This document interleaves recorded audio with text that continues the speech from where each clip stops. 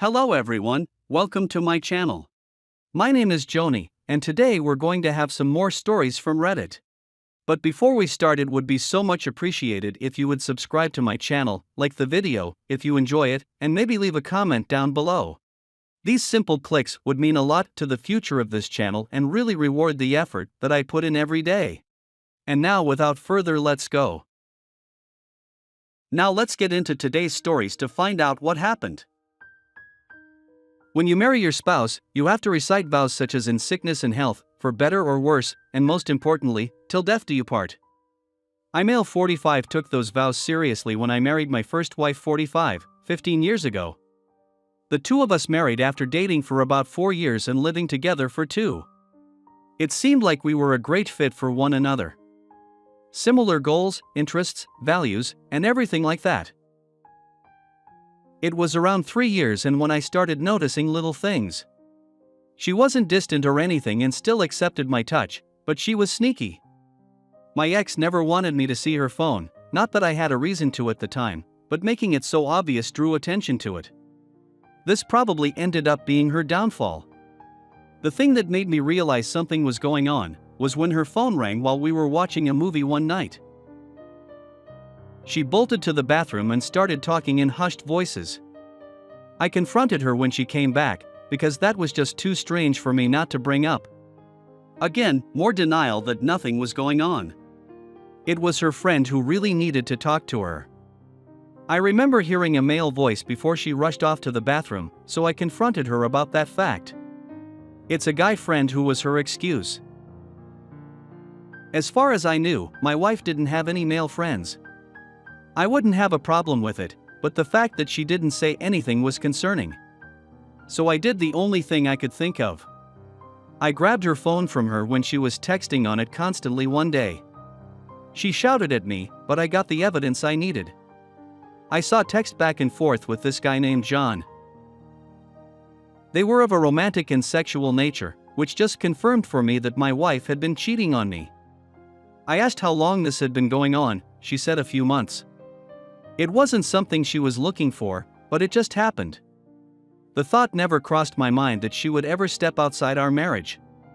It sounded silly, but I never saw it coming. We seemed happy, and she seemed genuinely happy to me. Yet, here she was telling me she had cheated on me with some guy she met at a coffee shop of all places. He was the barista and started flirting with her. One thing led to another, and a month later they started an affair. Cheating was a deal breaker for me, so I told my wife our marriage was over. She cried and seemed genuinely distraught by the thought that our marriage was going to be over. This lasted for a few days, until I told her I had finally gone to the lawyer to start the divorce process. After I told my wife, she told me that she never loved me anyway, and her new boyfriend would make her happier than I ever would. The sudden change in her attitude was shocking. I knew she was just doing this to hurt me, so I tried to brush it off. In a little under a week, my wife moved out and stayed with her family. I almost wanted to ask why she had moved in with her new boyfriend, but I wanted to make a clean break from her. After the papers were signed, I felt relieved. However, there was also devastation. I hated the fact that my first marriage had ended the way it did. We were supposed to spend the rest of our lives together. At the time, I was close to turning 35 and facing the end of my marriage. My ex seemed so happy once the divorce was final. She'd be posting these pictures on Facebook of her new boyfriend. I had to eventually delete my Facebook because it wasn't a good idea for me to constantly be obsessing over what she was doing. I then started working on myself. Working out, hobbies, friends, and everything I could do to keep my mind off my ex. The divorce was a necessity, but it didn't mean that I wasn't hurt that this ended up being the outcome. It was entirely my ex-wife's fault. All she had to do was stick to her vows. How hard was that? After about a year, I was starting to reach a new level of happiness. I wasn't sure what my ex-wife was up to and didn't care. My sister cared because she took it upon herself to tell me what happened to my wife. They had mutual friends, so it was easy to find out what was going on with my ex. The AP ended up taking her for all she was worth. She paid his bills, gave him money for a business, and the kicker was he had been cheating on her the entire time. I didn't feel any pity for my ex because now she knew how it felt. How she thought a cheater was going to be faithful to her was beyond me. She was in a lot of debt now thanks to giving the AP so much money. During our marriage, we both had good jobs and made decent money. We had long since paid off any debt we had, so it was a shock to learn that she had ended up in such a bad financial spot. This woman my sister was describing to me didn't sound like my ex at all. It sounded like an entirely different woman. She was so desperate that she had even gone around asking others for money, including my sister. I was surprised she didn't reach out to me, but I had her blocked off on all my devices. We didn't share any children, so there was no reason for us to remain in contact with one another. Once I met my second wife, all thoughts of my ex flew out of my mind. We met at work actually, and while it's never a good idea to get involved with a coworker, I couldn't help myself. The same applied to her. It was about a year and a half after we met and started dating that I proposed. It was quite fast, but I felt like it was right. When my wedding was announced, my ex did reach out to me to tell me congratulations. I just responded with a smiley emoji, because how else can you respond to that? I didn't have any obligation to speak with her, but I still wanted to say something to her. Just to get it off my mind, and never have to think about it again for as long as I lived. Now I'm 45, and I've been married to my second wife for years. Things couldn't be better between the both of us. The last I heard, my first wife was still alone and hopping from relationship to relationship. The way things are looking for my ex is not good. She is going to end up being alone when she could have had a long-lasting relationship. I guess I should thank her, because if she hadn't cheated on me, I never would have met my second wife, who was amazing. Now let's get into the second story. My wife and I met on a blind date that was set up by friends. I was a little hesitant to go through with this blind date because I never had much luck with them, but I had been in a bit of a dry spell. It was either go on this date or continue to remain lonely. I got on the date and it ended up being amazing. My wife, or girlfriend at the time, was very friendly and charming. We had a decent amount in common where making conversation wasn't a struggle. The two of us dated for nearly 2 years. From there we moved in together and got married in a small wedding ceremony surrounded by family and friends. We had lived together before marriage, which I always insisted on doing. In my mind, it gave people a chance to get to know each other better and see if they were a match before taking that giant step into marriage. Mary and my wife seemed like the best decision at the time.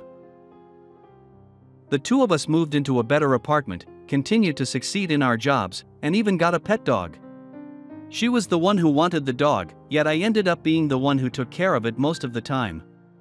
Don't get me wrong, I loved the dog and enjoyed taking care of her. I'd always loved animals, but my wife was the one who wanted this specific breed that could be a bit difficult to handle. She promised me up and down that she would care for the dog a little more than half the time. However, I was doing over 90% of the work when it came to our pet. This should have been my first red flag that she was so willing to brush off a responsibility. I just did my best to handle it because I was still madly in love with my wife. When she got a promotion at work, things started to change, but not for the better. I understood she had a lot of responsibilities now because she was supervising 3 people. It just seemed like there was something more to it. Anytime I asked her what was going on, she just said she was super stressed at work and that she was sorry for treating me this way. It was just a whole lot of stress. I wanted to believe it, so I forced myself to believe it. Ignorance is bliss, as they say, and I remained in ignorance for nearly a year after my wife's change in behavior. One day I decided to surprise her at work. I had gotten off early, so I thought it would be a nice romantic little thing for us to do. I got to the office and was told that my wife had stepped out to go to lunch. It was my fault for not checking with her, so I went back to my car. When I was about to pull out of the parking spot, I saw my wife entering the office building with a younger man who I think was one of her subordinates. The reason I did a double take is how she was acting with him. She was very touchy, giggly, and not acting like a supervisor would with someone they were supervising. I watched them go inside the building, but as much as I tried to brush it off, I couldn't because I kept picturing how happy she looked.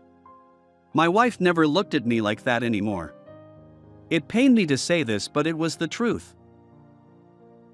I wanted to ask her what was going on, except I doubted she would tell me the truth. So I decided to check her phone when she was in the shower.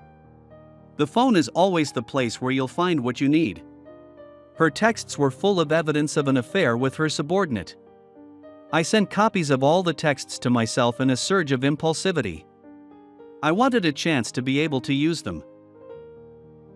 Once she got out of the shower, I told her I knew of the affair and to not be as me about everything because I knew the truth. She seemed shocked that I would take the step of going into her phone and violating her trust, which was ridiculous. She was the one to cheat on me in the first place. She looked like she wanted to hit me, but just stormed off back into the bathroom. I was glad that we only had another month left on this lease because our marriage was over. For a few days after that, I was in shock about the end of my marriage, and once the shock wore off, the grief set in. My wife had left to go stay with her parents. They were supporting her, but this was no surprise. To them, she was their little girl who could do no wrong. I had finally sought out a lawyer and planned to move into another unit in the complex that was smaller than the one I shared with my wife. She seemed to be facing no consequences. Her family and friends were on her side, with her job still going well. It was then I had enough and decided to make the affair known to my wife's workplace. I had evidence to back it up, so it wasn't like I couldn't prove it. The fallout was quick. My wife was forced to resign, and the subordinate was moved to another department. When I learned she left her job, I was in shock. She reached out to me and lashed out, saying how she knew this was my fault. I didn't deny it and told her I took screenshots of her text messages that day and was sitting on them for weeks now. She screamed and cried, saying she was going to have her father hire a lawyer to go after me, but it was all bluster. My soon-to-be ex was the one who had done wrong by having a relationship with someone below her. It went against the rules set forth by her place of work. It was a relief when the divorce was final and we were no longer legally married. I spent a lot of this situation in a state of shock and then devastation. Most of the time I was wavering between the two. The divorce being final was a chance for me to be able to heal, which I desperately needed. For a while, my ex-wife did try to harass me, but eventually it stopped. I don't know why she did that, and frankly, I didn't care. It meant that my ex was now finally out of my hair. It was the best part of it. The last I heard about my ex is that she had gotten another job, but it's much lower paying than her other one. It had been hard for her to find one because of how suddenly she left her other job. This was completely of her own doing, so she had no one to blame but herself. I still don't know where it all went wrong or why she cheated in the first place. The best I can figure is she's just a terrible person who enjoyed the rush of cheating on me with someone at work. His being younger probably was a boost to her ego too. My ex certainly would have gone far in that job too. I've since received another promotion with another on the horizon. I also got the dog in the divorce because I was the one to take care of her anyway. There was no way she was going to take her. Honestly, I can say I don't care what happens to my ex or where she ends up in 5 years. I'm on the path to happiness and she seems to be on a path to permanent misery. Do I hope that she looks back and regrets what she did? I hope one day I won't care about that either.